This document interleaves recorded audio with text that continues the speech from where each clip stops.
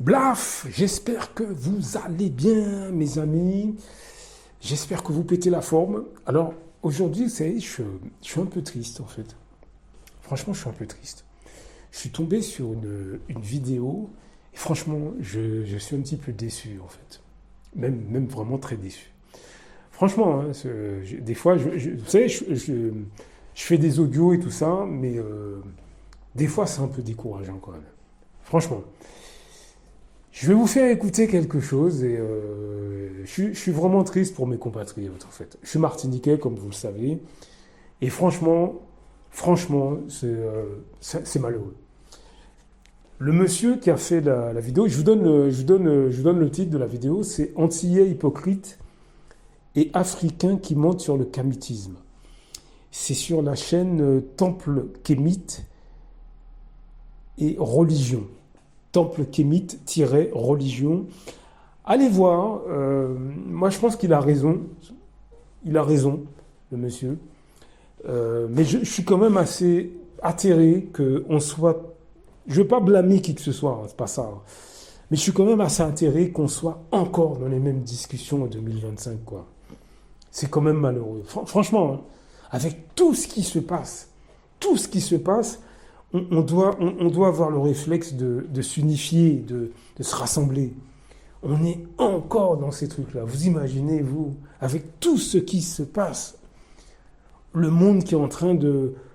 où il y a énormément d'opportunités, certes, mais il y a aussi beaucoup de choses qui se passent qui sont très négatives. Aujourd'hui, les peuples essaient de trouver leur identité, essaient de trouver leur lumière, leur propre lumière. Et nous, on est en train de se s'entre-déchirer pour des trucs, mais qui n'ont absolument pas d'importance. Je veux dire que nous sommes tous des Africains. Et alors, c'est quoi le problème? C'est quoi le problème? Je ne comprends pas que... Je ne comprends pas. Je vous laisse écouter, je vous fais un petit extrait et puis on en reparle juste après. En tout cas, les comportements de certains, j'ai envie de dire africains, mais j'ai pas envie de dire africains, parce qu'eux-mêmes disent qu'ils ne sont pas africains. Donc je vais dire certains Antillais.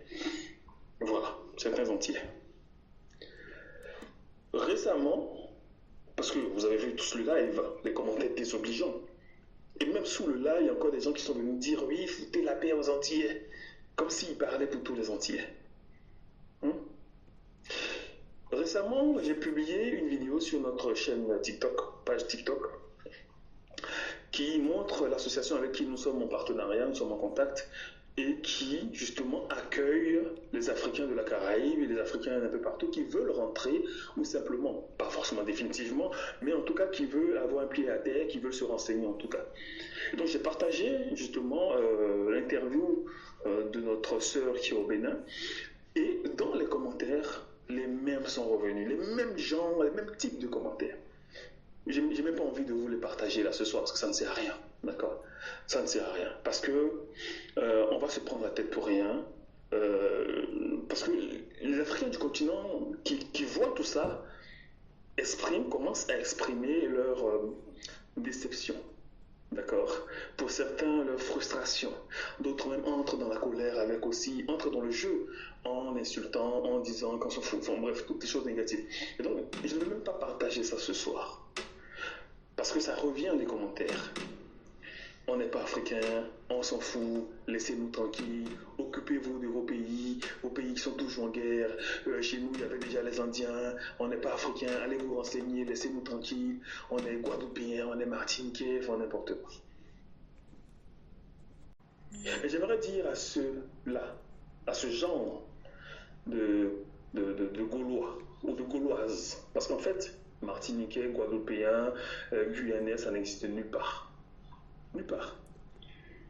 D'accord. Les gens vous ont cherché, sont venus vous chercher ou vos ancêtres en Afrique chez vous pour vous ramener chez ce qui est devenu chez eux.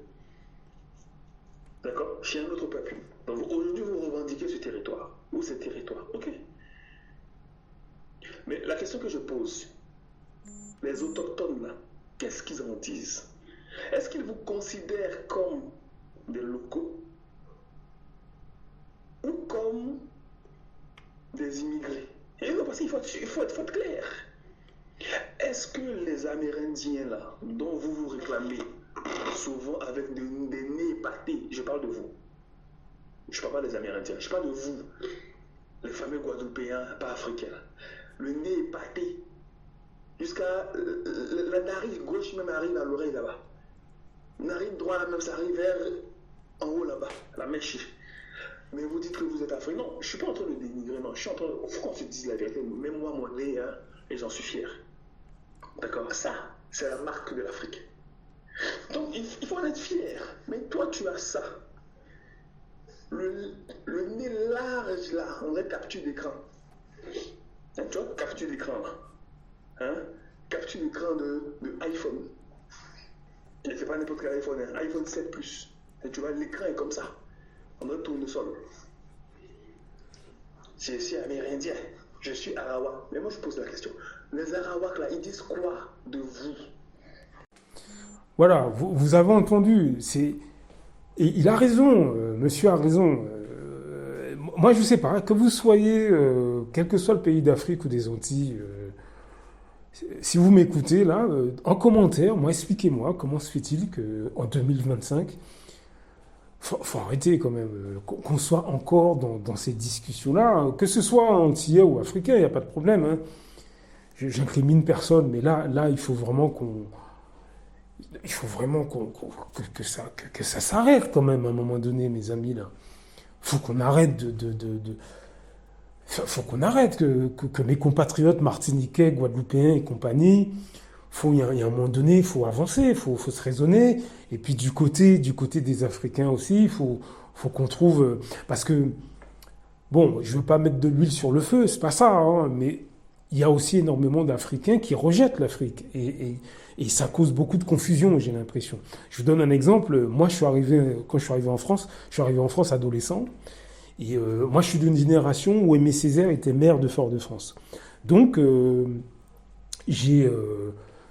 tout le discours sur l'Afrique, la négritude, etc., l'africanité, c'est dans ma tête depuis tout jeune, en fait. Vous voyez ce que je veux dire? Parce que Aimé Césaire est resté des années à la mairie de Fort-de-France.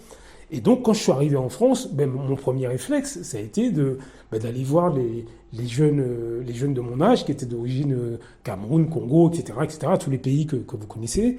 Et à ma grande surprise, moi, j'ai vu la majorité de ces jeunes de mon âge rejeter l'Afrique. Donc ça m'a extrêmement surpris. Extrêmement surpris. Et je ne suis pas le seul. Énormément de Martiniquais, de Guadeloupéens qui sont arrivés en France ont vu les mêmes choses. Ont vu des gens de leur génération et leurs parents étaient congolais, camerounais, etc., etc. Et c'était des gens qui rejetaient l'Afrique. J'étais vachement surpris. Moi, je me souviens très bien que, on est ado, on drague les filles. Je draguais les filles qui étaient d'origine, congolaises, camerounaises, etc., de mon âge, qui étaient on habitait dans les mêmes quartiers. Et j'avais remarqué que beaucoup, je me souviens, disaient elles préfèrent les blancs, etc. Donc, je crois qu'à un moment donné, mes amis, va falloir qu'on en discute, que vous soyez camerounais, congolais, martiniquais, guadeloupéens ou quoi, expliquez-moi en commentaire comment on peut régler ce problème, parce que là, il y a une énorme confusion, mais je vous dis franchement, ça nous dessert tous autant que nous sommes. Hein. Que vous soyez, si vous m'écoutez là, vous êtes, peu importe le pays où vous êtes, en Afrique ou dans la Caraïbe, mais ça nous dessert tous. Franchement, c'est pas bon. Hein. C'est pas bon, hein, messieurs, dames, là. Hein. C'est pas bon. Faut qu'on trouve des... Il y a un gros problème. Moi, je pense qu'il faut que les psychologues et les psychiatres de nos pays respectifs se concertent entre eux. Il faut faire preuve d'initiative. Il y a un énorme problème. Il y a un énorme problème.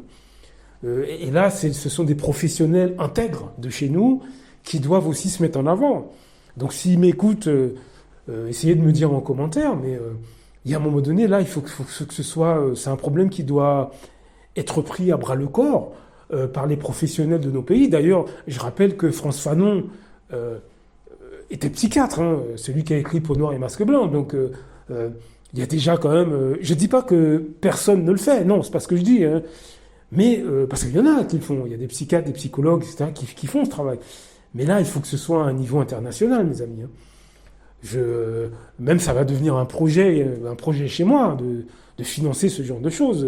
Quand je dis financer, c'est établir une structure internationale qui peut établir je sais pas, des techniques, diffuser des techniques de masse pour que nous, afrodescendants, on puisse guérir de ce problème. Parce que non, là, on ne peut pas continuer comme ça. Hein.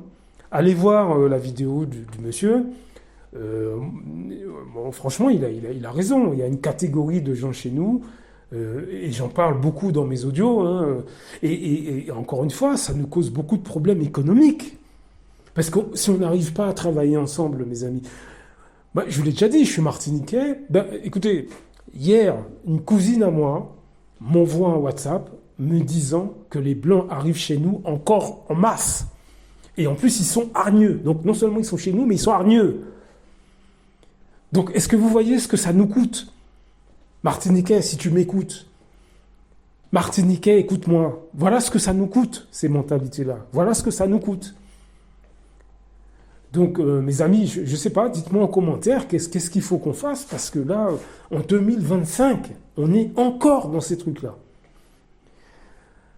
Allez, à très bientôt. Hein.